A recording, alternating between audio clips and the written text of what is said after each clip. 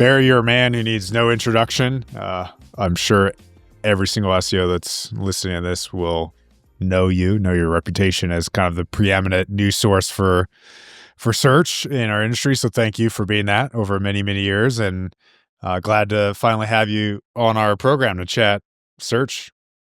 Yeah, no, thanks for having me. Honestly, I feel like we've done this before, but I guess we've spoken in person a number of times. So yeah, it's great to be here. Thanks for having me.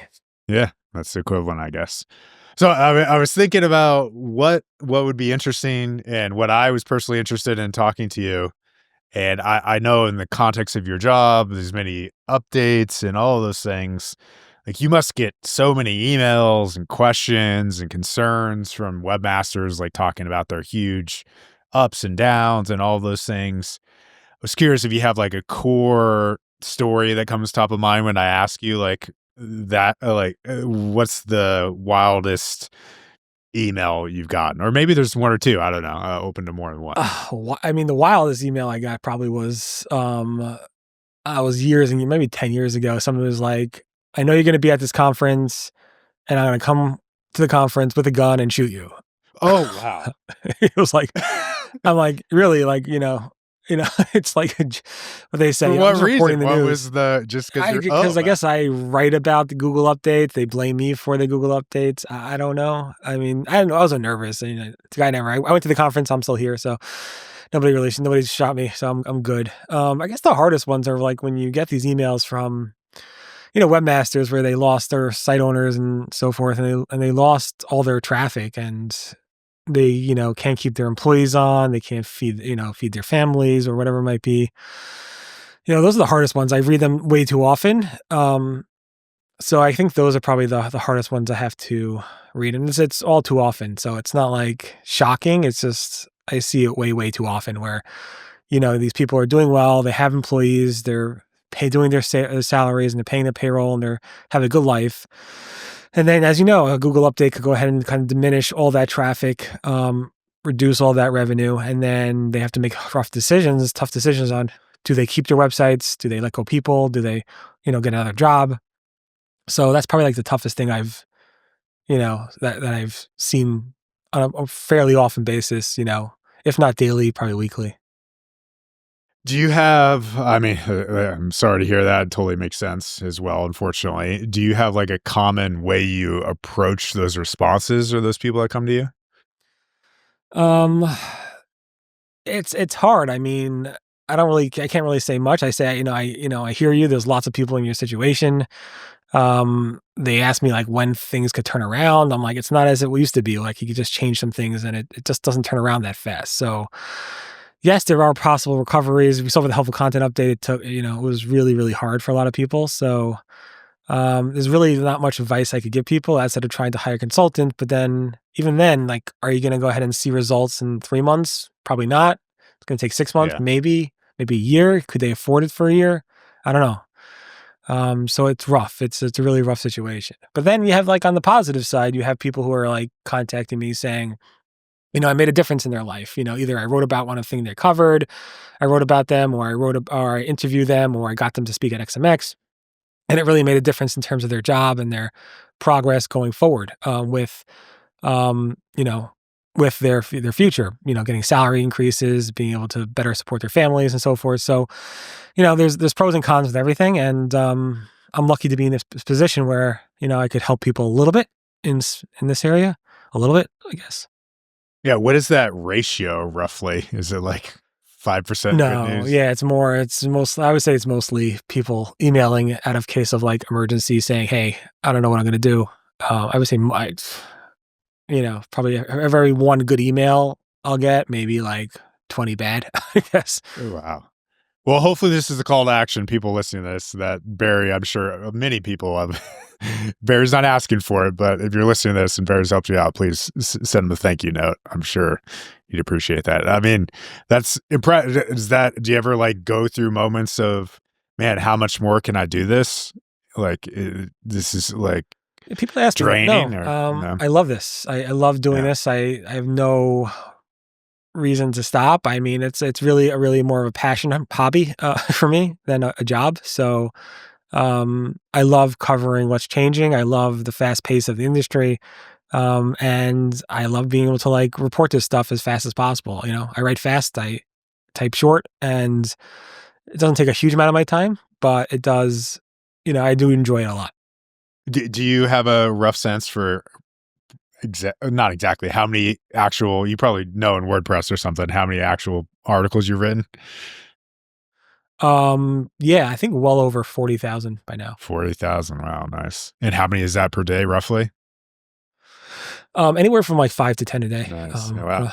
Something like that. There you go. So of They're not those long 40, articles, they're pretty short. yeah, So. yeah, makes sense. It's all relative. But of those 40,000, is there one that stands out as like it was the biggest news story, most traffic you've ever received? Which one is that? So yeah, I mean the Google Doodles back in the old day would send a massive amount of traffic just because like when you clicked on the Google logo, it came up with the phrase and your article would rank number one there. That's no Oh, longer the got case. it. Google like patched that. It used to be, but that sent like very bad traffic. There was a article I wrote. It was the only URL actually robot.txt out of my website. It was when a girlfriend was so upset with their boyfriend where they put up a bunch of images of the boyfriend with a bunch of memes and spammed Google's image search for that person's name. And all you saw was this boyfriend's picture and this meme. And then for some reason, I thought it was like, oh my God, this young kid is like using Google image search to like get back at their boyfriend. I thought SEOs would love that. And it turned out that like everybody covered it. Every single major, like from TMZ to like major publications, cover this. And I was like shocked. And the parents called me and like, you got to do something. I'm like, I had no clue it would blow up outside of my little SEO community. So I did what I could. I robots that article out. I don't think it's robots out anymore. I upgraded my CMS like a year ago, but this was like literally like probably like 10, 15 years ago. But that one like was like crazy amount of traffic that got, and it was pretty shocking.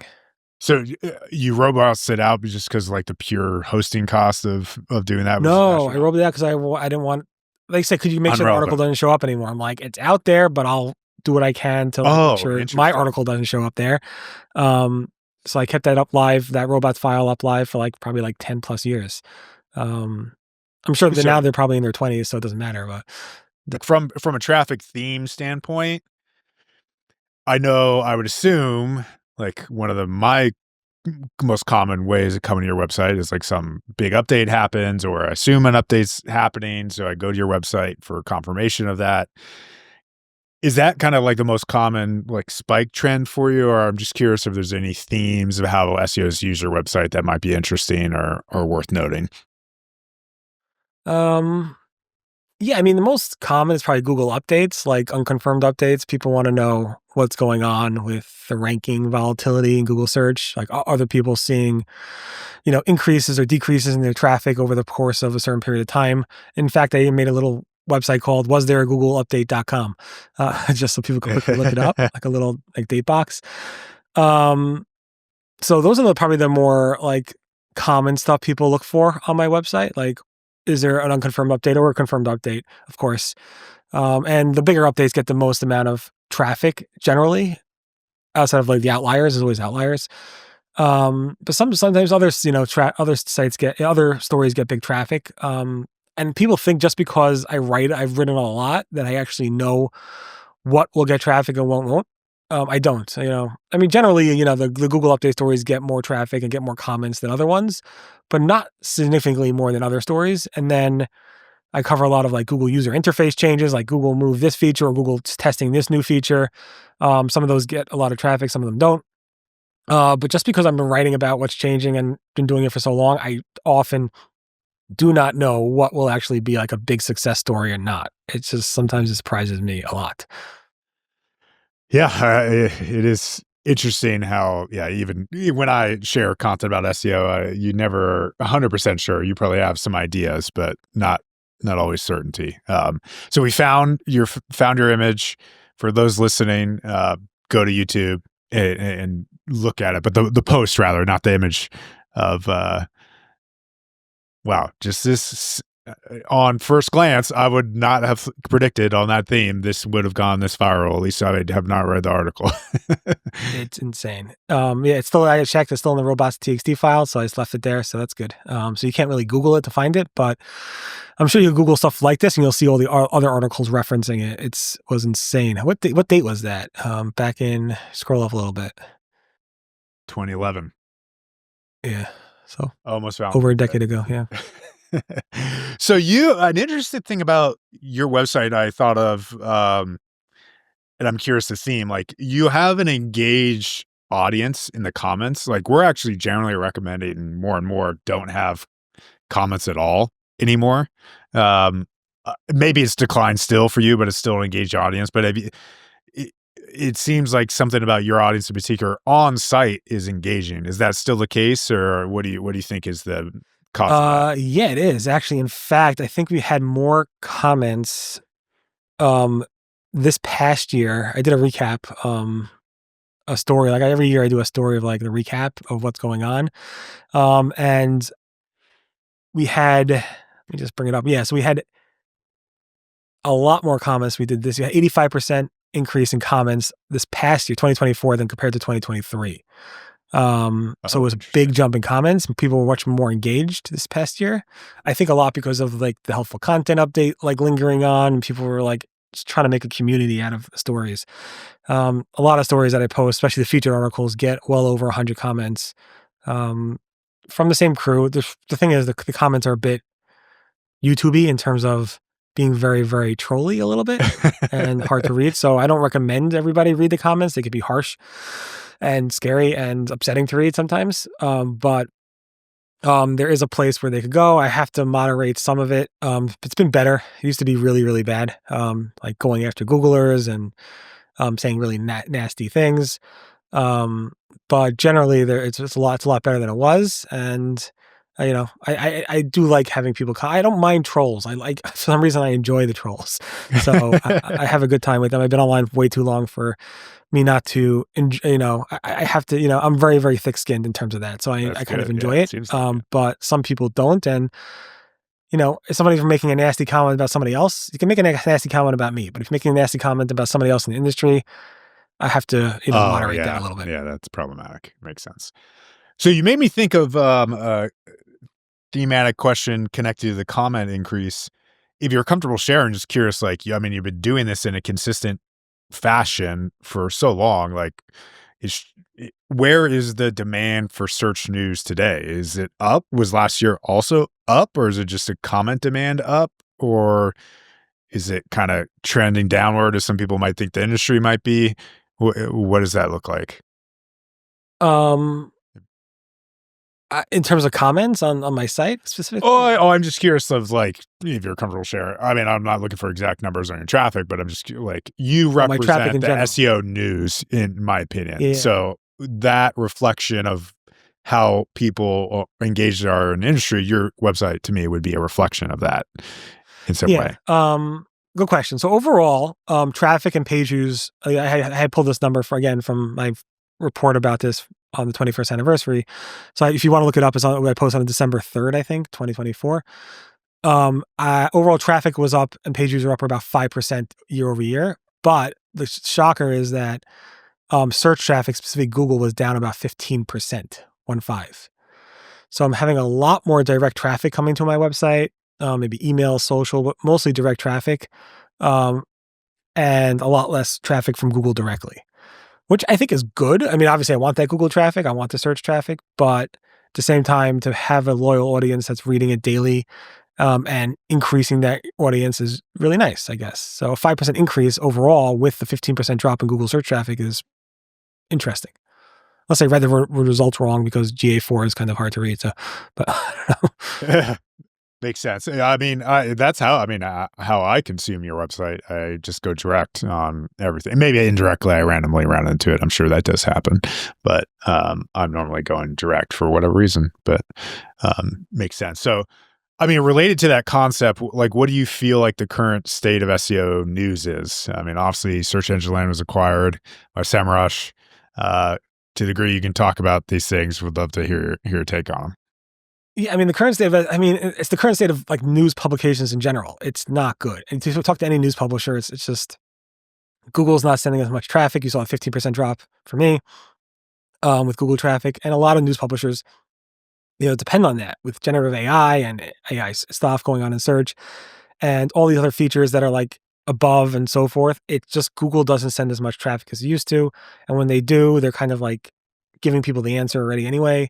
So general content sites and news publications in general, I speak to any industry and across any vertical, not just SEO, it's not well.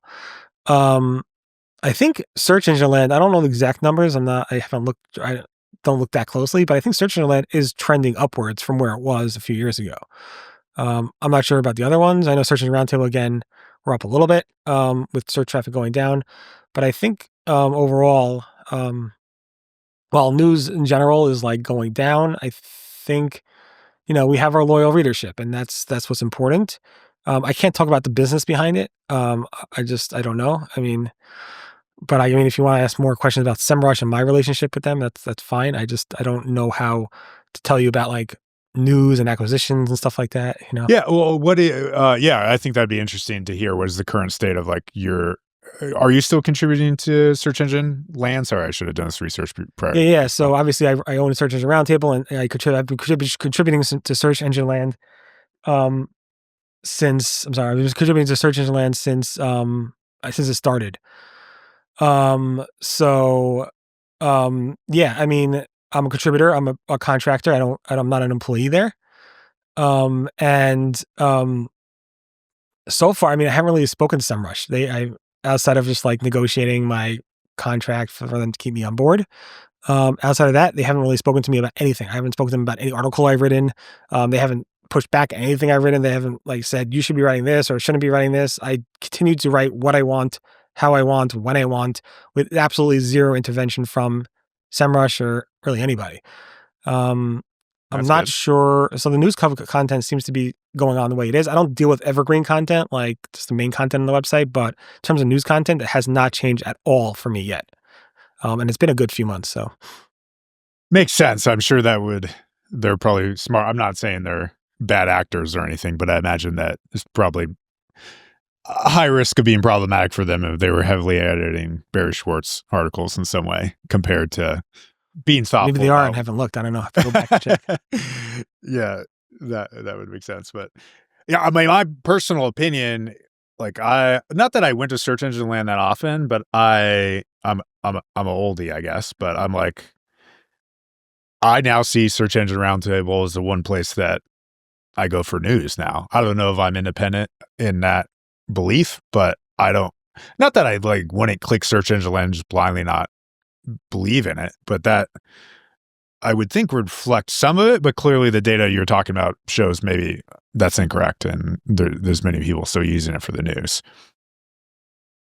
I think so. Again, nothing really has changed with the news on that site. I can tell you firsthand. I would, if it does, and if it ever does, I honestly will leave. So if you see me leaving search engine land, that's not a good sign. Makes sense. Well, that's great. So far, I shouldn't be speaking. I don't think I am badly on details that I don't know for a fact. Ahrefs traffic does show from 2023, and I could screen share this for people watching on YouTube. It is down a couple 100,000. You probably could speak better to just probably this is even more volatile on the news side, correct? Like what these tools report compared to reality. Is that fair to say? In terms of your traffic? Search traffic in general, I think is down. The question is overall traffic. So, right. Makes sense. Yeah. It's direct and all those things on the up. But yeah, we're looking at search engine land here. They're roughly from their peak of 670,000 or so visits, around half of that. But who knows? It doesn't mean it's not a smart acquisition by them. I'm sure they know how to do SEO, as it turns out, for those evergreen terms, as you know. So, you touched on it briefly there. Things are down. What's your opinion on like what the future looks like? What, like 5 years looking ahead? Yeah, for SEOs, I think it's like as long as people are like typing things into boxes or asking questions on their phone or whatever, and there's something searchy coming up, I think SEOs will still have a job. It might be not as much Google search in the future, although I'm not sure if that's going to be the case or not. Is it going to be, SEOs trying to say, how do I come up in ChatGPT or Gemini or, Perplexity? I think whenever there's people searching for things online, there's going to be a need for SEOs. Again, it might change a lot. I mean, it's changed a lot over the years. A little, it's the premise is still the same. Build great content that search engines want to rank. You're gonna still have to build great content that these AI engines want to consume, right? But at the same time, will they send you that traffic as a reward? And Bing and Google have been saying yes, links to your sites are important, and we're going to prioritize that. Although, I mean, Glenn Gabe just did a quick analysis. It's kind of like give an analysis of how much AI overviews are sending traffic wise, and the click through rate's not so good. He did this article. I don't know if you've seen it on GS squared. Basically, I haven't, showing no. that it's not the click through rate's really not that great. That being said, I think Google will continue to try to improve the click through rate to publishers that provide content, but at the same time, it's going to be much harder for publishers to do well, for site owners to do well in a Google search world going forward. And SEOs need to find the opportunities for their clients to go ahead and somehow turn that content on their websites into actually transactions. Is it going to be AI agents? Is it going to be something else? That's to be determined. But for right now, SEOs are what they're really good at is dealing with change, handling change, and that's what SEOs are all about. So as long as SEOs can continue to manage change, they should be fine with this new evolution of search or whatever you want to call it. Makes sense. So, I mean, looking at your site now, you have Google and Bing in the top nav. I'm not seeing ChatGPT. Yeah, maybe you have more articles on this I haven't seen, but is that a deliberate decision? What do you not define as a search engine? What, just curious your personal No, thoughts I on that. mean, Yeah. I've written about them plenty. I don't know if there's a section for them needed exactly yet. Eventually, yes, probably.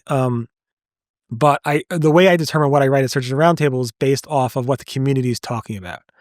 And right now, I mean, still, if you look at your analytics data, you'll see most of your traffic comes from Google. You're not seeing much traffic from ChatGPT. You're not seeing much traffic from Bing or other Perplexity. You're seeing very little traffic from them. And what is top of mind is to SEOs and site owners are who's sending me traffic and how do I go ahead and optimize for that.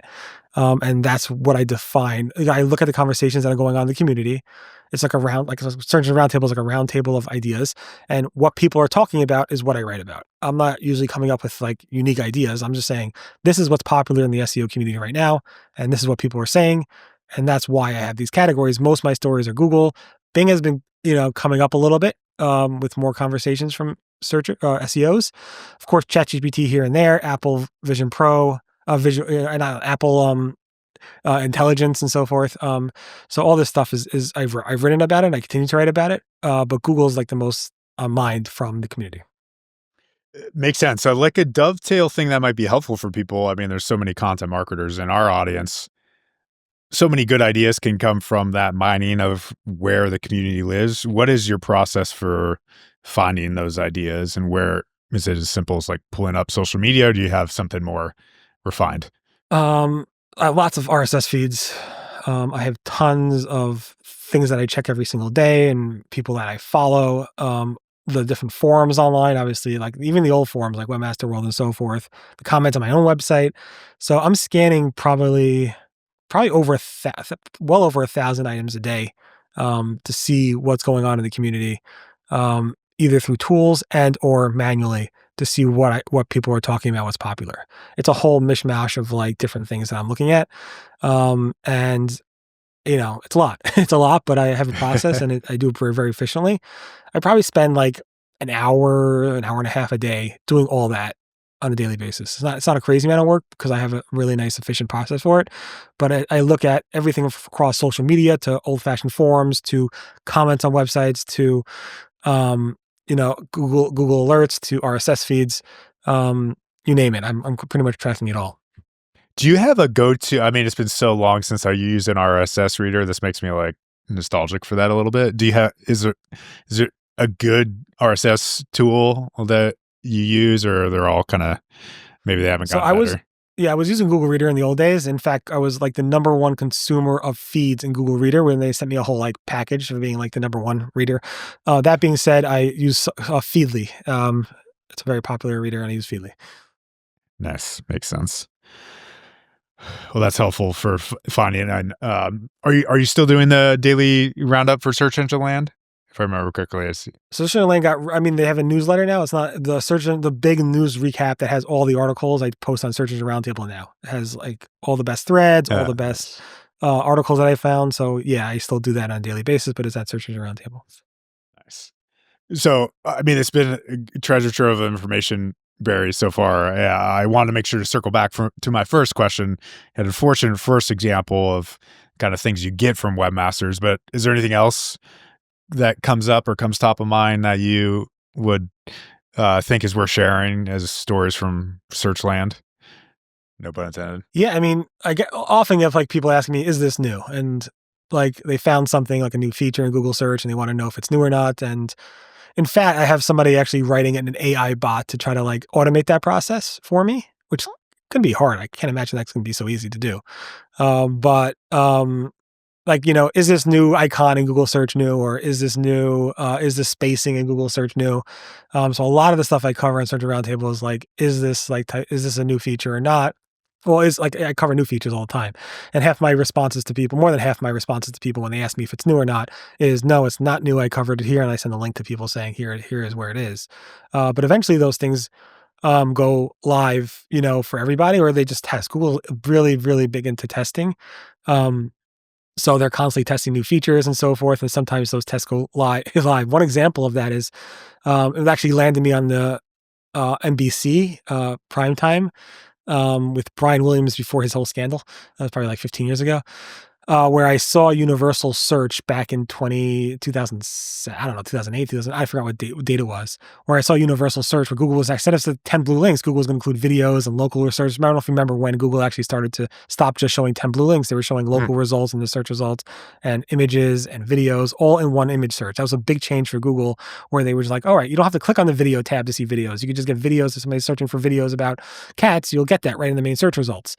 And that was called Google Universal Search. And I was able to spot Google testing that early on, which landed me on, the NBC Channel 4 primetime TV with Brian Williams back in the day. So that was pretty cool. Nice. But in general, like I love finding these new features as well, because that might determine like what the future of, the click-through rate from the search results are. Google putting a feature up here that could actually devastate when Google started adding Google definitions back in like 2005 or 2006, dictionary websites took a huge hit because Google's just putting the definition right on top. Then we had, knowledge panels, and then feature snippets, and now AI overviews. That stuff all impacts how many people click to your website. So finding these features early on, it could help people a little prepare for this or get Google's idea of what's going on in the future with Google. So I think that's kind of important. Makes sense. You made me think also of the connective theme on your website of those. Was there a Google update or not? Like, do you have a favorite tool for that, or have you ever thought about just putting on your website like a version of it's a different workflow of SERP monitoring to see how volatile things are or anything of that nature? Yeah, there's literally like almost 20 or so Yeah. SERP monitoring tools. So I look at them all, and when I do a post, I include screenshots of them all. I was thinking about building some type of like tool that brings in all the data into one aggregate chart and using an API or something, but I never did that. I also wanted to build a tool that's set to tell how volatile, based on the community interaction, was a specific Google update or not. So I have a whole plan actually to do that as well. Oh, So I'd be that's able to interesting. filter Google updates over the Yeah. years and show how much this impacted like the SEO community. Penguin was a very big update that impacted the SEO community in a big way because of the links. But Panda was a bigger update for Google. Google said back when Panda first launched, it impacted about 12% of the search results, whereas Penguin was closer to like 3%. But SEOs felt the Penguin update a lot harder because they were doing link building. Yes, I So felt that badly. There's Like a kind of lot when of, I would it build seemed like bottom funnel queries, if I remember correctly, really yeah. got smacked because of site-wide links and things of that nature. Um, Makes sense. If on that, like related to just what the kind of requests you get, do you have like a general philosophy around these updates? Like, how should people be thinking about them, seeing how everyone reacts and doesn't react? Do you see the kind of people that react a certain way? I mean, obviously, if they're hit a lot, they're probably generally lower quality sites. But just curious if you have a general philosophy around how people should think about updates. I don't want to put a philosophy on it because there's people Okay. handle this differently. And I've seen people say, "Oh, don't worry about it. You'll don't react so fast. Things will calm down." And truth is, some people have to. I mean, some people live on a day-to-day basis based on the traffic they get. And if they're down for 2 days or down for a week or down for a month, that's a huge thing for them. And they notice right away. A lot of the people I track to see about these Google updates literally are tracking the search results hourly to see how much of an impact these Google updates impact them. Now, of course, if you're an SEO consultant, you're like, you know what, you need to take your time, patience, and we gotta, see what's happening. It could be just some type of blip. It could be a bug on your website. It could be a bug with Google. And we've seen bugs with Google where Google pushed things out. They had to fix certain things and they fixed it and it took a week. It took sometimes we've seen things that go over months with bugs. So yes, but at the same time, I'm not going to tell one webmaster they're overreacting versus another they're underreacting because each one depends on their Google traffic differently, and how they react to that is up to them because I don't know what's going on behind the scenes with them and so forth. So it's hard to say, you should have this one. I know a lot of people say, wait till the update's done and then analyze it. But for some people, it's like once the update starts rolling out and you see your rankings start to decline, it's just usually is going to get worse and worse across all your pages. It doesn't usually, you see a big decline over the first few days of the rollout. You'll probably see a continued decline over the course of that rollout until Google pushes out another update, which may help you or may not. I've been hit by penalties, not by algorithm updates over the years, Panda and so forth. Thankfully, I don't depend on the income from those websites. I actually enjoy it because I like to be, Diagnose. I want to feel what they're feeling. I want to see what they're seeing. But at the same time, these guys depend on that money, and I totally can't expect them to react one way or the other. Yeah, that's a very level take. I mean, my personal maybe philosophy. I mean, we're different roles, of course. Is like if you stick to your, I almost use the stock analogy of like your 200-day moving average or whatever, like that, you should hopefully not stress too much about. Like, obviously, if you see 80% cataclysmic drop, that's pretty. You should do something about that, certainly. But there's gonna be downtrends, and as long as your average is intact, hopefully that's not too painful. Even I'm sure it'll always be painful, but hopefully it can keep the lights on in the meantime.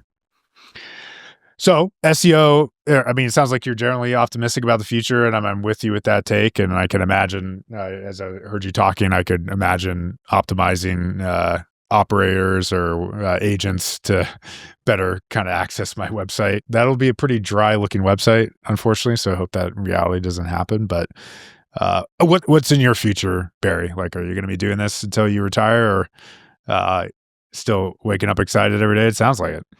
Yeah, nothing's gonna. Yeah, I hope to do this until I retire. Yeah, I hope to do this for even after I retire. This is my hobby, and I love doing this. So, I have no plans on changing that, and hope to continue for as long as I possibly can. Nice. Are you I'm just going in lots of different tangent directions as I think of them. You're putting out a lot of volume. Do you have an editor who's editing everything for you? On Search Engine Roundtable, no, I write everything. Lots of typos, probably lots of mistakes there. But no, some people in the comment will say like you put a wrong word there or something, and I'll fix it.